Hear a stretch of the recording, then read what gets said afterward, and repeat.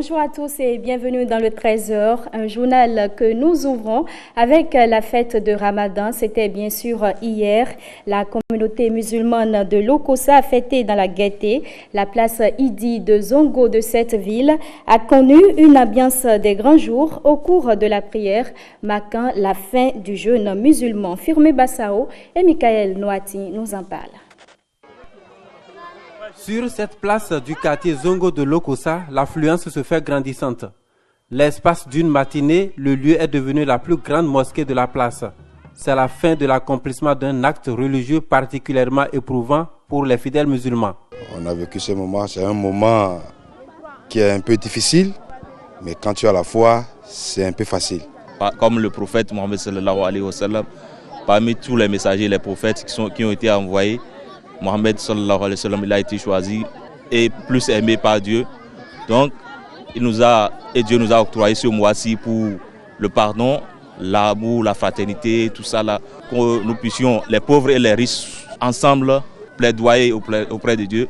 Les rituels sont respectés, mais les moments sont aussi l'occasion d'exprimer les valeurs de l'islam, mois de pénitence, d'intenses prières et de sacrifices de toutes sortes, en signe de soumission et d'obéissance à Allah, mais aussi de souhait pour la nation et en particulier pour le chef de l'État. Et on prie pour tout le monde et on prie pour la paix dans le pays. Dieu n'a qu'à faire pour que le chef d'État puisse accomplir aujourd'hui par rapport à cette prière que nous, on est en train de faire toujours. On prie pour lui pour que la paix de cœur puisse arriver à lui-même et que à son gouvernement, tel qu'il est en train de tendre la main n'a qu'à être tendue pour que les autres puissent se répondre, pour que la réalité puisse être dite et ils s'entendent. C'est ça notre souhait pour que notre peuple puisse être en paix.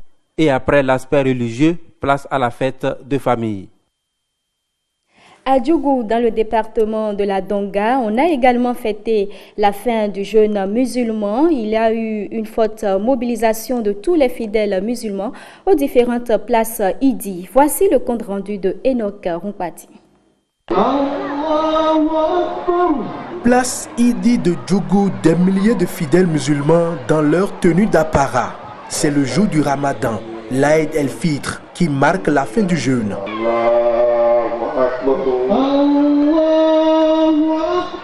Après un mois de privation et d'abstinence, entre le lever et le coucher du soleil, ils prient et demandent les bénédictions d'Allah, le miséricordieux, sur leur vie et le bénin. L'imam, au début de son sermon, a longuement loué Dieu. Il a appelé les chefs traditionnels, à savoir le Bas-Parapé, le roi et autres, à travailler ensemble pour que le pays se porte mieux.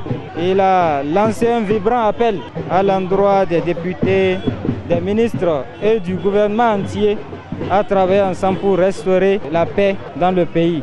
À cette grande prière de communion, l'imam récite aussi les deux zakats.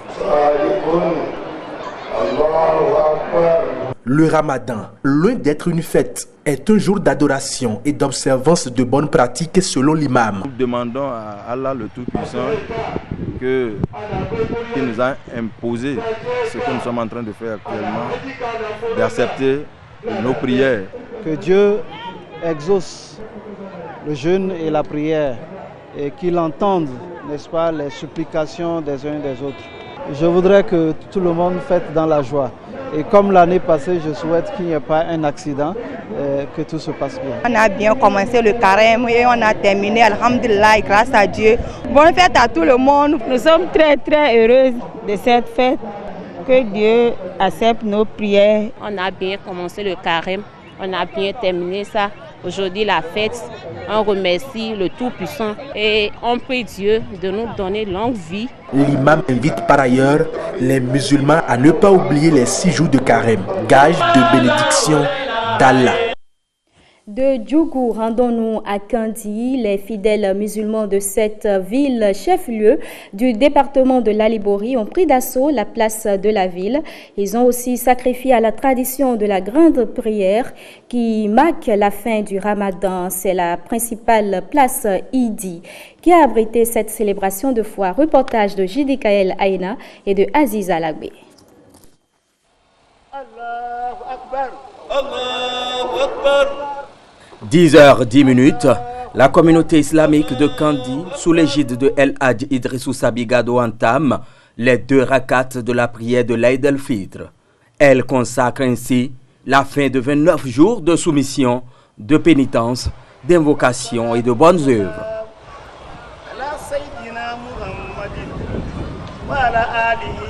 Entre prêches et prières, les guides invoquent Allah afin que paix et prospérité règnent sur le peuple béninois. C'est également le vœu des autorités politiques et administratives venues accomplir cet acte de foi. Le carême globalement s'est déroulé dans la paix et la quiétude. Nous devons prier pour que les Béninois se donnent la main pour construire la nation béninoise. Du nord au sud, comme de l'est à l'ouest, nous devons rendre grâce à Dieu de nous avoir permis de vivre cette journée. Parce que pour construire une nation, il faut forcément la paix. Et je crois que c'est un signal fort que Dieu nous a donné pour dire que sans la paix, on ne saurait prétendre à un quelconque développement. Le chef de l'État s'y attelle et je souhaiterais vivement que, avec cet engouement qui est né à partir de ce mois de jeûne, que nous l'accompagnions, que nous renforcions notre soutien au chef de l'État. Ramadan est terminé, mais les bonnes habitudes devront perdurer, ont compris les fidèles. Je pense que pour tous les musulmans, c'est Alhamdulillah, Alhamdulillah, il faut dire. Nous voudrions demander à toute la communauté musulmane de continuer avec les mêmes pratiques, de continuer à prier intensément. Je suis très vraiment ravie ce matin. Je suis la plus heureuse du monde. Merci. La présence des membres des religions sœurs à cette prière de l'Aïd dénote de la qualité du dialogue interreligieux à Kandi. Et on reste avec la communauté musulmane pour évoquer la finale de la première édition du concours d'initiation à la lecture du Coran et à la culture islamique à Kandi. Les filles surclassent les garçons dans les 3 catégories d'âge de la compétition. C'est une initiative de la radio communautaire Kandi FM. On retrouve Judikaël Aïna et Aziza Lagbi.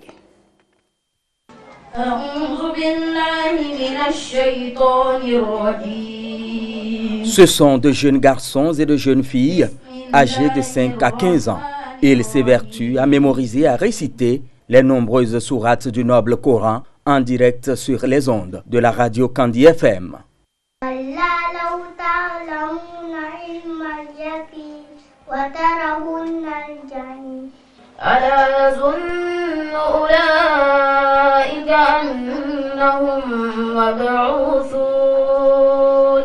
Des 80 candidats au départ, seuls 12 prennent part à la grande finale de ce concours d'initiation à la religion et à la culture islamique.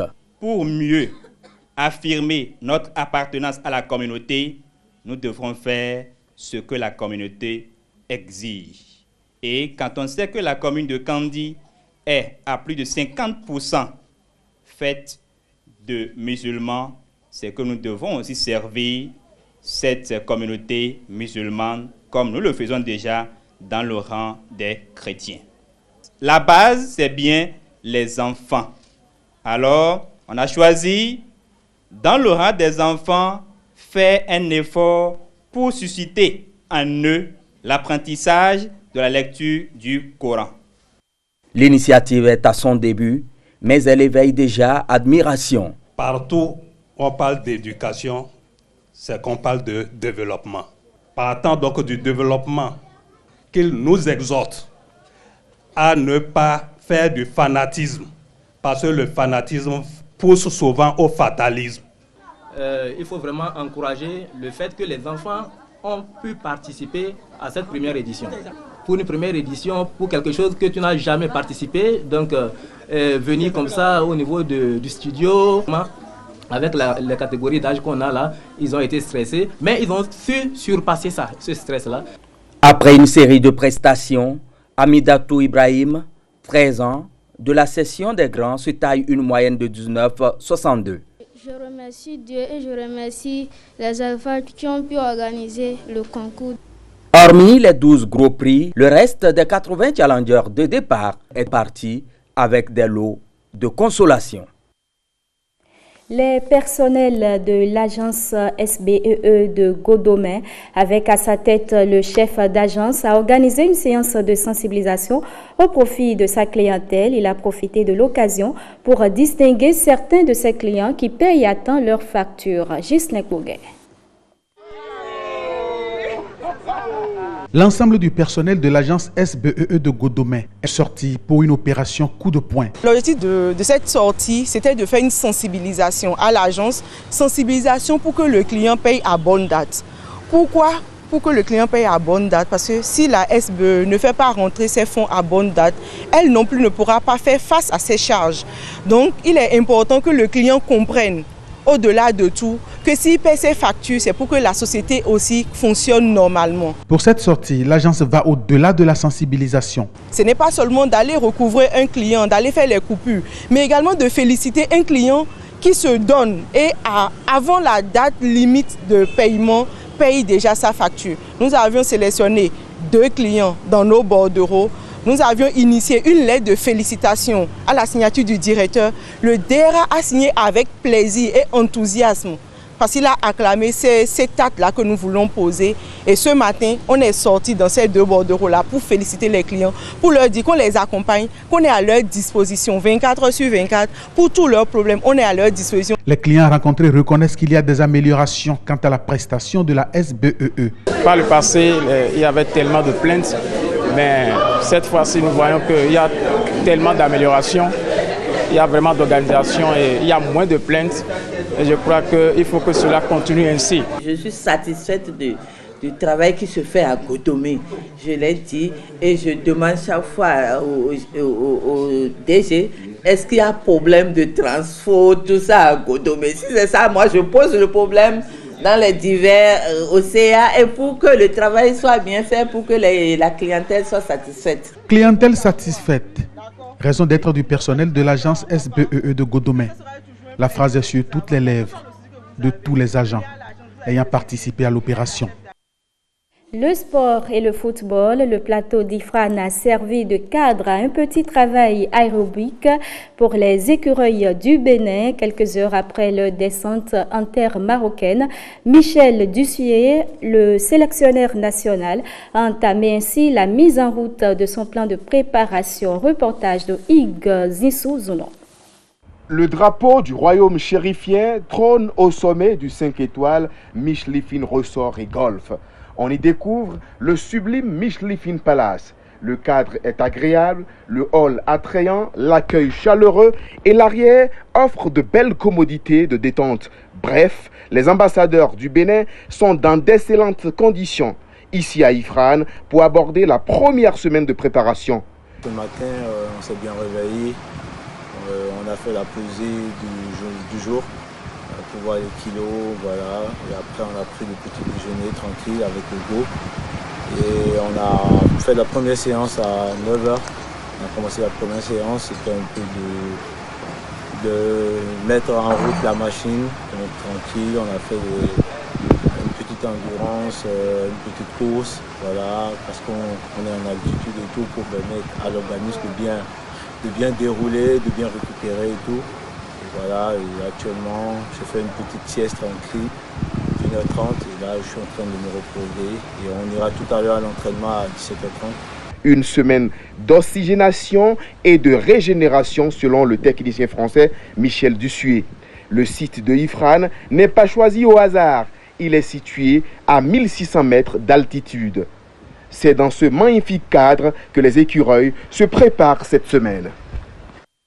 On parle toujours sport et on évoque à présent cette sortie médiatique des responsables de la Fédération béninoise de pétanque. C'était ce lundi la participation du Bénin à la Coupe d'Afrique des Nations de pétanque Togo 2019, l'organisation de la Coupe du Monde 2022, le bilan à mi-parcours du plan annuel de travail sont entre autres sujets abordés. Voyons ensemble. Question. Au jeu de questions-réponses, devant micro et caméra, Aurélien Vinou et ses collaborateurs s'y sont prêtés. Le ton du président de la Fédération béninoise de pétanque est un point de certitude et d'assurance. En 2016, on avait encore des joueurs qui n'étaient pas polyvalents. Mais aujourd'hui, nous sommes très rassurés que les joueurs que nous amenons au Togo, ils savent tirer, ils savent pointer. Dans le viseur des responsables de la fédération, le sacre continental. L'objectif est bien tracé donc, toucher le Graal. Notre ambition, c'est de devenir le champion d'Afrique. Moi, je vous le dis, je ne mâche pas mes mots. Priez avec nous pour que nous atteignions cet objectif. Pour cette mission en terre togolaise, ils seront au total 6, mais 4 vont prendre part à la compétition. 4 athlètes triés sur le volet, les uns tous aussi méritants que les autres. Un travail revenu à la direction technique nationale qui en tire une conclusion réconfortante et pleine de lucidité.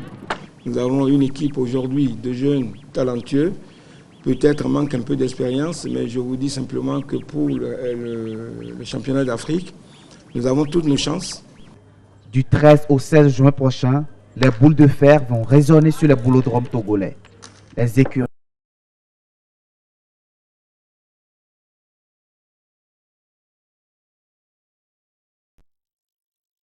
patriotisme salué et dont l'avenir sportive est dévoilée. Ce joueur, de par sa discipline et sa loyauté vis-à-vis de sa fédération, je crois que chacun de nous a le souci de son avenir sportif. Au niveau de la fédération, nous y réfléchissons. On a donc une équipe qui s'est mise déjà au travail pour lui trouver un club en France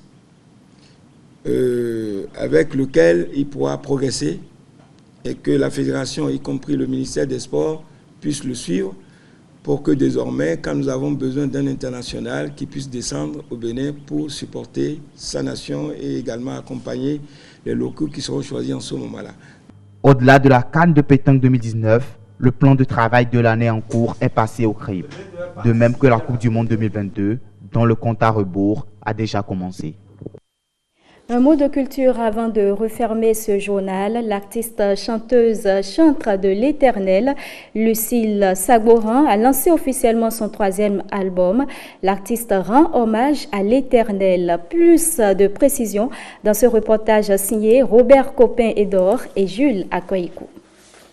Un premier album intitulé Jésus Mido Negbe. Après Jésus met moi au dos en 2009 et Dieu peut tout en 2012, Koyo Lucille Sagboran fait le 3e pas. Elle lance son 3e album intitulé Aholu Daho et Jésus, qui signifie Jésus est le grand roi.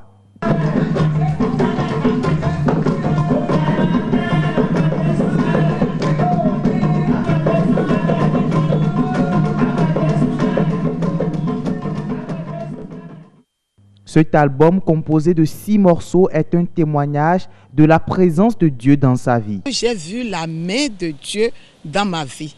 J'ai vu la main de Dieu dans mon foyer. J'ai vu la main de Dieu dans la vie de mes enfants, dans la vie de mon mari. J'ai vu la grandeur de Dieu. Je fais déjà 37 ans de foyer. C'est une grâce. C'est une grâce que l'Éternel m'a accordée. C'est pour cela que j'ai témoigné. Je suis en train de témoigner dans ce premier morceau, numéro phare de l'album pour lequel nous sommes ici à présent. Le 2e morceau de Aholu Daho et Jésus a pour titre Nyonoulé. Il parle des femmes chrétiennes et de leur importance dans la société. Le message de cette chanson a marqué ses fans. C'est la 2e prestation là qui m'a beaucoup impressionné. Elle a donné une très bonne leçon par rapport à sa chanson en disant que toutes les femmes chrétiennes doivent vraiment se prendre au sérieux. Parce que quand nous regardons aujourd'hui, la base de tout pour un pays, c'est la famille. Et si la mère d'une famille ne prend pas soin de son mari, ne prend pas soin de sa famille, c'est ça qui engendre tous les problèmes que nous voyons aujourd'hui dans notre société. Donc, elle a chanté pour exhorter les femmes chrétiennes à prendre soin de leur famille. Koyo Lucille Sagboran est originaire d'Avrancourt. L'artiste chante du gospel dans les langues nationales Fon et Goum. Et voilà qui referme cette édition. Je vous remercie, mesdames, messieurs, de l'avoir suivi.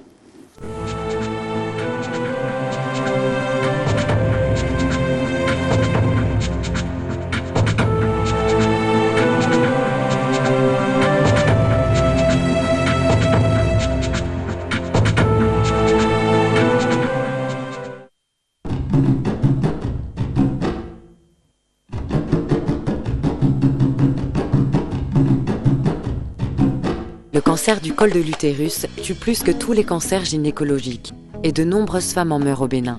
Il est de plus en plus diagnostiqué chez des jeunes femmes de 30 à